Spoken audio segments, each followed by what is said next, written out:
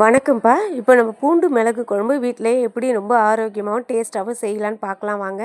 நான் அதுக்கு ஒரு பெரிய பாத்திரத்தில் நல்லெண்ணெய் சேர்த்துருக்கேன். நீங்கள் நல்லெண்ணெய் சேர்த்து செஞ்சால் மட்டும்தான் இந்த குழம்பு நல்லா டேஸ்ட்டாகவும் மணமாகவும் ரொம்பவே ஆரோக்கியமாகவும் இருக்கும். அதனால் நல்லெண்ணெயில் செய்யுங்க. நம்ம வடகம் நல்லாவே பொரிஞ்சு வந்துட்டு இந்த நேரத்தில் நம்ம உரித்து வச்சுருக்கிற சாம்பார் வெங்காயத்தை சேர்த்துக்கலாம்.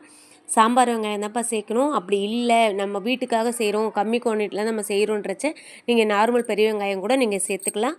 நல்லாவே வதக்கிடுங்கப்பா பெரிய வெங்காயம் சேர்க்குறச்ச, இல்லைன்னா குழம்பு ரொம்ப சீக்கிரத்தில் கெட்டு போயிடும். அதனால் நல்லா வதக்கிட்டு செஞ்சிங்கன்னா நீங்கள் எவ்வளோ நாள் வச்சுருந்தாலுமே உங்களுக்கு கெட்டு போகாது. இது லேசாக வதங்கி வரும்போது கொஞ்சமாக நம்ம கருவேப்பிலையை சேர்த்துக்கலாம்.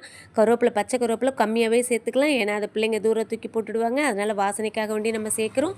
நம்ம அதுக்கப்புறம் மசாலா அரைக்கிறச்ச அதில் நம்ம தாராளமாக சேர்த்து அரைச்சிக்கலாம். அது கண்டிப்பாக சாப்பிட்ருவாங்க. உடம்புக்கு ரொம்பவே ஆரோக்கியமானதும் கூட. அதனால் இப்போ கொஞ்சமாக சேர்த்து நம்ம வதக்கிக்கலாம். இப்போ உரித்து வச்சுருக்க பூண்டு இதோடு சேர்த்து வச்சு நல்லா வதக்கி எடுத்துக்கலாம்ப்பா.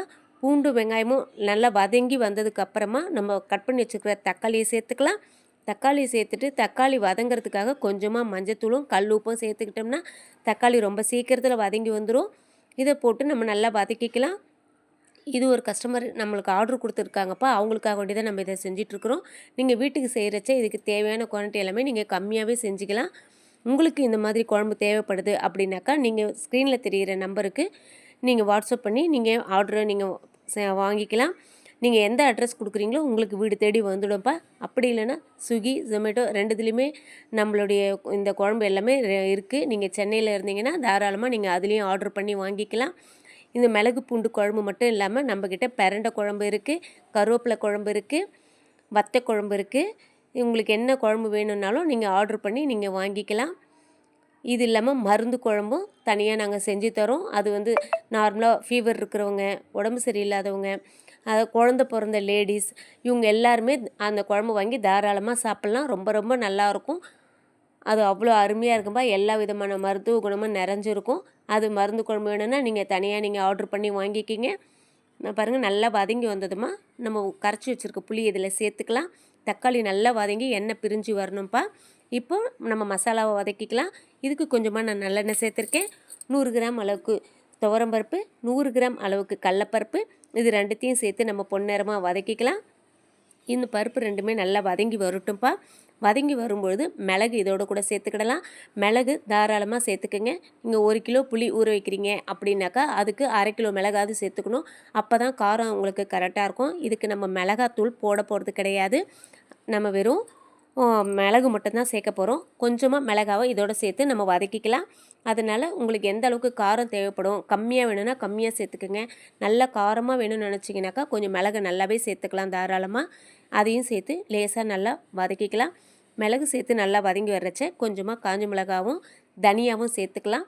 சேர்த்துட்டு இதை வதக்கிக்கலாம். எக்ஸ்ட்ரா மசாலா மிளகாத்தூள் நம்ம வேறு எந்த விதமான தூளும் நம்ம இதில் ஆட் பண்ண போகிறதில்ல. இதை மட்டுமே வதக்கி நம்ம நல்லா ஆற வச்சு அரைச்சி நம்ம குழம்போட கூட சேர்த்துக்க போகிறோம். இது கூட ஒரு 100 கிராம் அளவுக்கு ஜீரகத்தையும் சேர்த்துக்கலாம். கருவேப்பிலை தாராளமாகவே சேர்த்துக்குங்கப்பா. இப்போ நம்ம இதை வதக்கி நல்லா அரைக்க தான் போகிறோம். அதனால் ரொம்பவே உடம்புக்கு நல்லது. நம்ம புளி தண்ணி ஊற்றி கொதிக்க வச்சு இல்லைங்களா, அதோட கூட இந்த மசாலாவையும் போட்டு நல்லா கிளறி கொதிக்க வச்சு இந்த ஸ்டேஜில் உங்களுக்கு உப்பு காரம் இதெல்லாம் ஓகேவான்னு நீங்கள் ஒரு வாட்டி செக் பண்ணிக்கிடுங்க. இது எந்த அளவுக்கு கொதிக்க வைக்கணும்னா பாருங்கள், மேலே ஆயில் பிரிஞ்சு வந்திருக்கு. நீங்கள் ஊற்றின நல்லெண்ணெய் எல்லாமே பிரிஞ்சு மேலே வரணும். அந்தளவுக்கு நீங்கள் இதை கொதிக்க வச்சு ஆற வச்சு நீங்கள் எடுத்து ஸ்டோர் பண்ணி வச்சுக்கலாம். பேச்சுலர்ஸும் இந்த மாதிரி வீட்டிலேருந்து செஞ்சு எடுத்துகிட்டு போயிட்டீங்கன்னாக்கா நீங்கள் சாதம் மட்டும் வடித்து இதை போட்டு நீங்கள் சாப்பிட்லாம். இட்லி, தோசை, ஒயிட் ரைஸ் இது எல்லாத்துக்குமே இது ரொம்பவே அருமையாக இருக்கும்ப்பா. இந்த மாதிரி உங்களுக்கு எந்த வகையான குழம்பு, மசாலா குழம்பு இந்த மாதிரி தேவைப்படுது அப்படின்னாக்கா நீங்கள் ஸ்க்ரீனில் தெரியிற நம்பருக்கு நீங்கள் உங்கள் ஆர்டரை நீங்கள் சொல்லி நீங்கள் வாங்கிக்கிடலாம். நீங்கள் எந்த ஊரில் இருந்தாலுமே உங்கள் அட்ரஸுக்கு நீங்கள் கொடுக்குற ஆர்டர் வந்துடும்ப்பா. இந்த வீடியோ உங்களுக்கு பிடிச்சிருந்ததுன்னா